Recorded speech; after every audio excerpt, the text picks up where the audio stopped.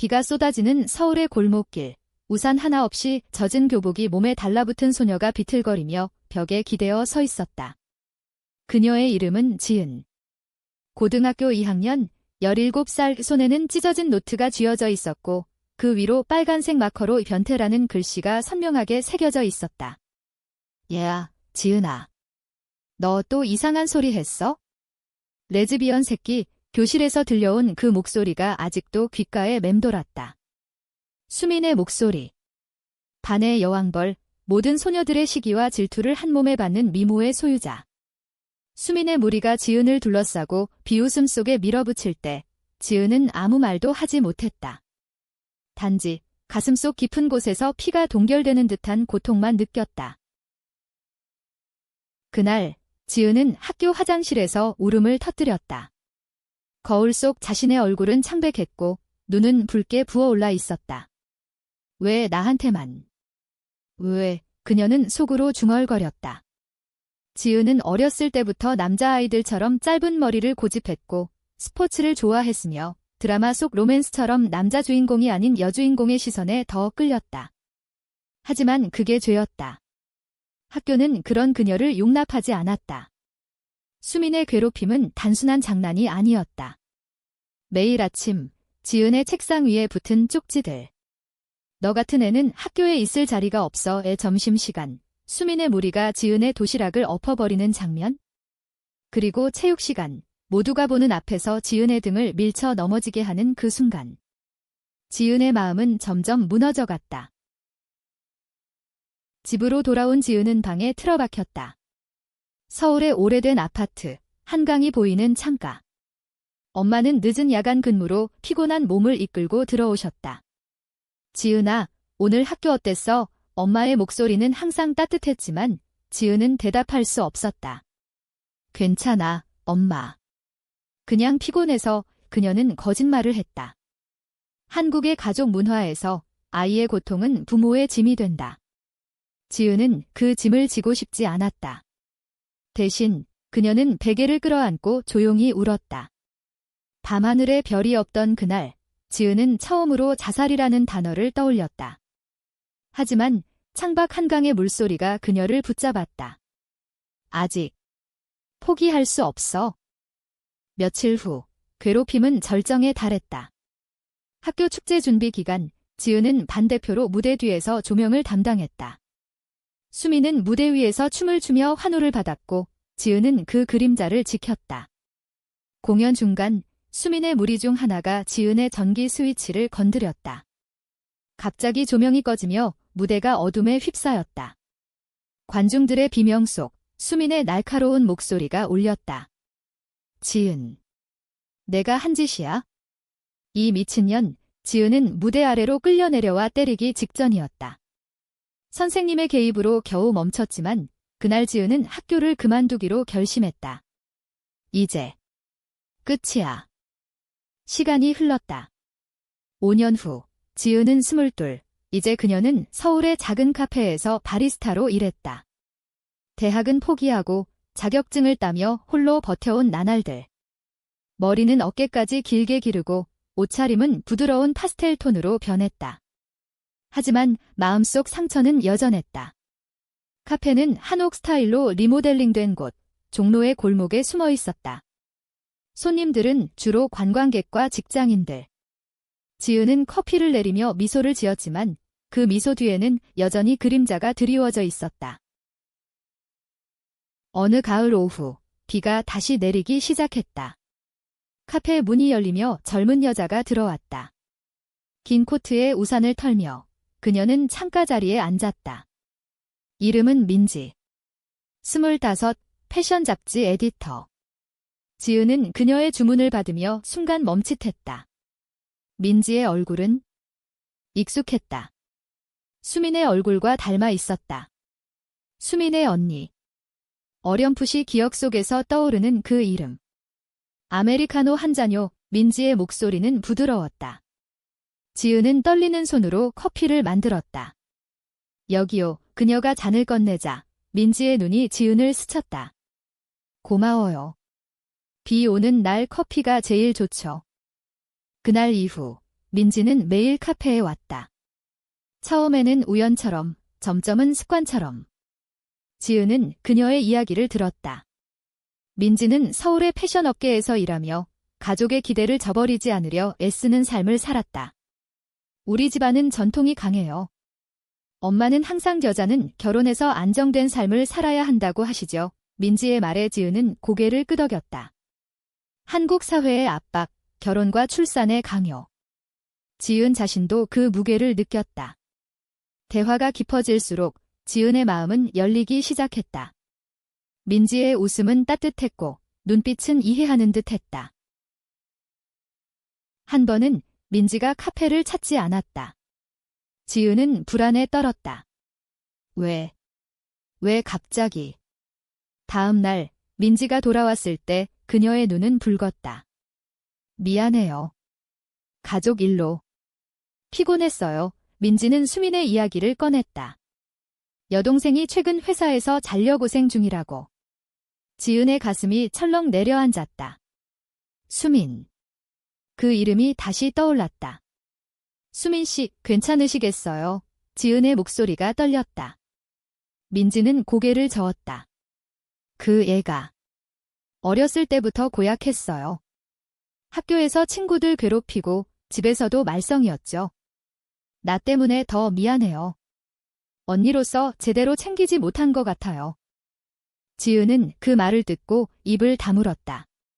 민지와의 대화는 점점 깊어졌고 어느새 그들은 카페 밖에서 만나기 시작했다.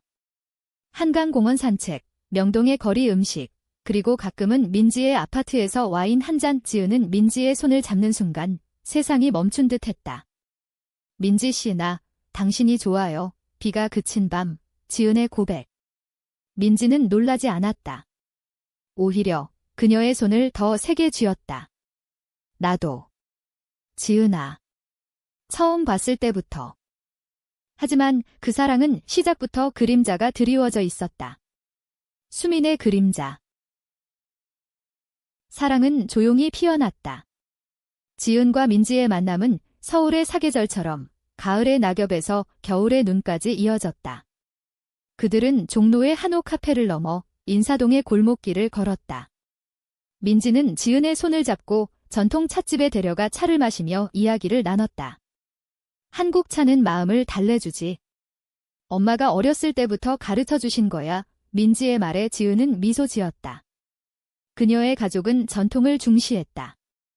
아버지는 공무원으로 퇴직하신 후에도 매년 추석에 제사를 지내셨고 어머니는 김치를 담그며 이웃과 나누는 삶을 살았다.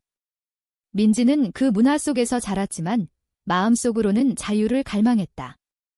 패션 일은 좋아. 색깔과 형태로 세상을 바꿀 수 있으니까. 하지만 집안에서는 단정된 직장이 최고라고 하시네. 지은은 민지의 이야기를 들으며 자신의 과거를 숨겼다. 수민과의 그 끔찍한 기억.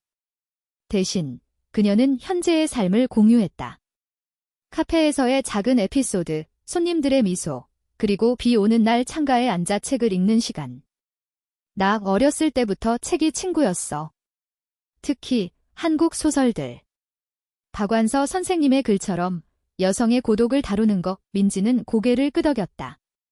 나도 그래? 김애란 작가의 단편집 읽었어? 그 속에 숨겨진 감정들이 나를 울려. 겨울이 왔다. 크리스마스 이브, 그들은 명동의 불빛 속을 걸었다. 눈이 소복이 내리는 거리, 길거리 포장마차에서 뜨끈한 호떡을 사 먹었다. 민지야, 이거 먹어봐. 단게, 지은의 장난기 어린 목소리에 민지는 웃었다. 아니, 따뜻해. 내가 있어서 그날 밤, 민지의 아파트에서 그들은 처음으로 키스했다. 부드럽고 조심스럽게. 지은의 입술이 민지의 목덜미에 닿을 때 그녀는 속으로 속삭였다. 이게 사랑인가? 한국 사회에서 레즈비언 커플은 여전히 그림자 속에 살았다. 결혼법은 동성애를 인정하지 않았고 가족의 시선은 차가웠다. 하지만 그 순간 그들은 세상과 맞서 싸우는 듯했다. 새해가 밝았다. 민지는 지은을 가족 모임에 데려가고 싶어 했다. 우리 집에서 명절 준비할 텐데 같이 가자. 엄마가 맛있는 송편 만드신다고 지은은 망설였다. 수민. 여동생이 집에 있을 터였다. 5년 만에 재회. 그녀의 심장은 쿵쾅거렸다. 민지야. 나 아직 준비가 안 돼. 민지는 이해했다. 천천히 해. 나만 있으면 돼. 하지만 운명은 그들을 기다려주지 않았다. 설날 아침, 지은은 민지의 전화를 받았다. 지은아, 수민이가 갑자기 집에 왔어. 회사 그만두고 정신이 불안정하다고. 나 걱정돼. 지은의 손이 떨렸다. 수민 씨가. 왜? 민지의 목소리는 떨렸다. 모르겠어. 갑자기 울면서 언니, 나 미안해라고만 해. 너 볼래? 지은은 거절할 수 없었다. 사랑하는 사람의 가족. 그건 피할 수 없는 연결. 민지의 집은 강남의 고급 아파트. 전통과 현대가 어우러진 인테리어, 벽에는 가족 사진이 걸려 있었다. 지은이 문을 열자 민지의 어머니가 환영했다. 어서 오세요. 지은 씨, 민지가 많이 얘기했어요. 따뜻한 미소. 하지만 부엌에서 들려오는 소리에 지은의 피가 멎는 듯했다. 수민의 목소리. 언니, 그 애 누구야? 왜 데려왔어? 수민은 여전했다. 여전히 날카로운 눈매, 하지만 이제는 피곤함이 스며든 얼굴. 5년의 세월이 그녀를 갈아놓은 듯했다. 식탁에 둘러앉았을 때 공기는 얼어붙었다. 수민의 시선이 지은을 꿰뚫었다. 너, 지은이. 학교 때 그 순간 시간이 멈췄다. 지은의 손이 포크를 떨어뜨렸다. 쨍그랑. 소리가 방 안을 울렸다. 민지의 어머니가 당황하며 물었다. 무슨 일인데? 수민은 웃었다. 하지만 그 웃음은 비틀린 것이었다. 아무것도 아니에요, 엄마. 옛날 학교 친구예요. 지은이는 특별한 애였죠? 변태라고 불리던. 지은은 자리에서 일어났다. 미안해요. 나 갈게요. 민지가 쫓아나왔다. 지은아. 기다려. 복도에서 지은은 울음을 터뜨렸다. 민지야, 나 수민이 때문에. 학교에서 모든 게 쏟아졌다. 괴롭힘의 나날들, 상처의 깊이, 민지는 안아주며 속삭였다. 미안해. 내가 몰랐어. 수민이가. 그랬다니. 하지만 그날 이후 수민의 그림자는 더 짙어졌다. 그녀는 민지에게 말했다. 언니, 그 애랑 헤어져. 나 때문에. 나도 후회돼. 봄이 왔다.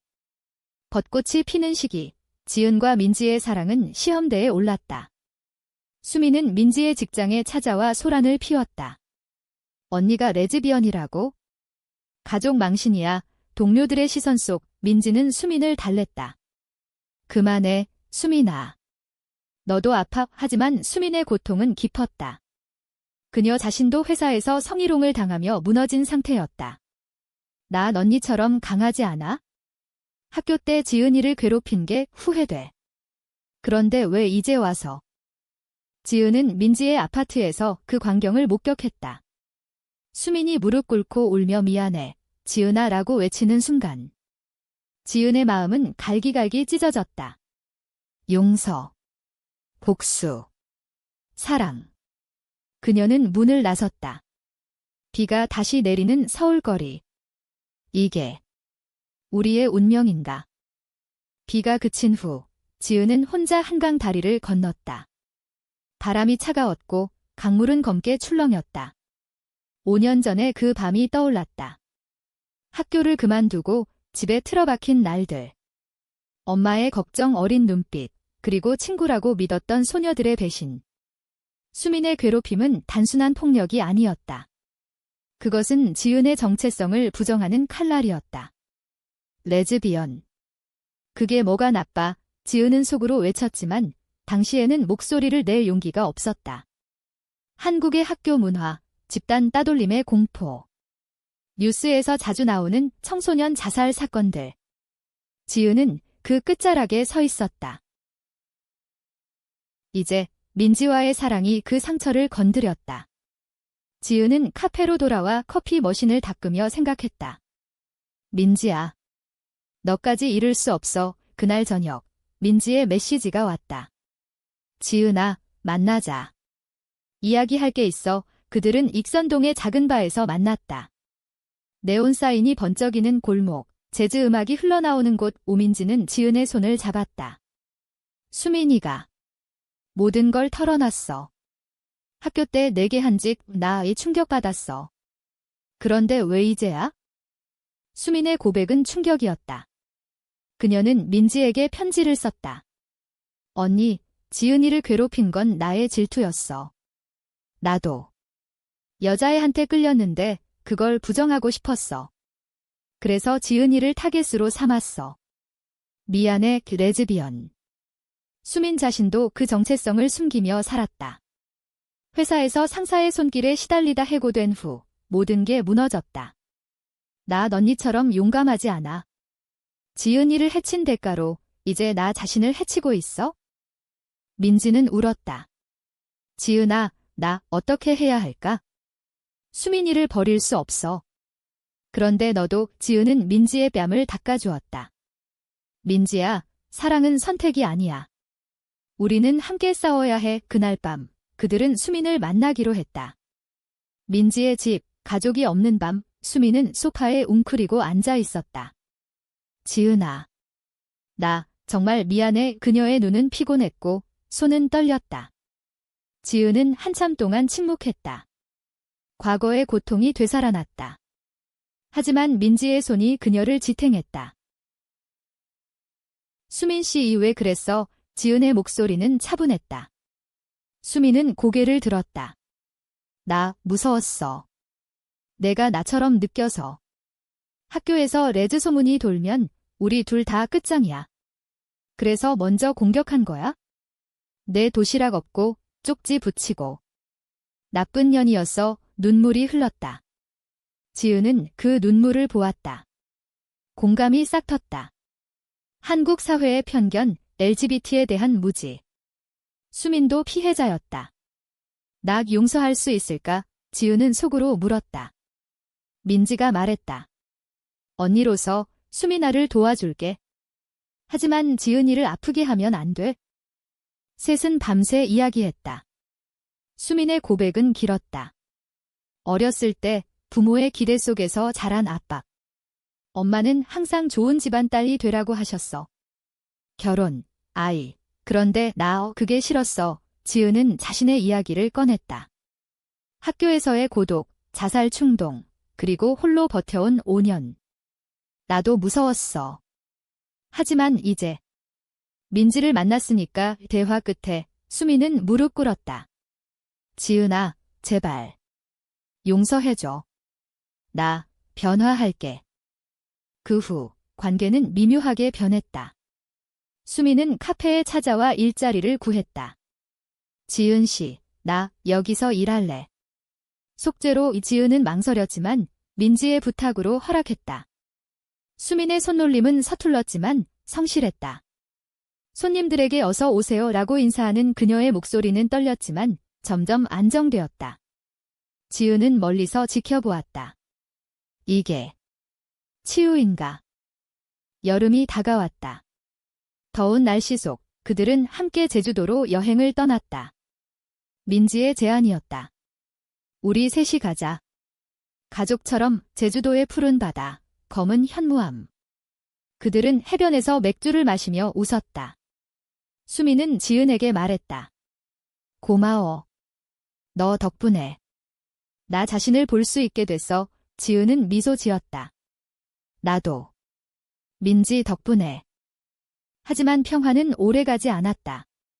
가을, 민지의 어머니가 모든 걸 알게 되었다. 우연히 수민의 휴대폰에서 메시지를 본 것. 레즈비언.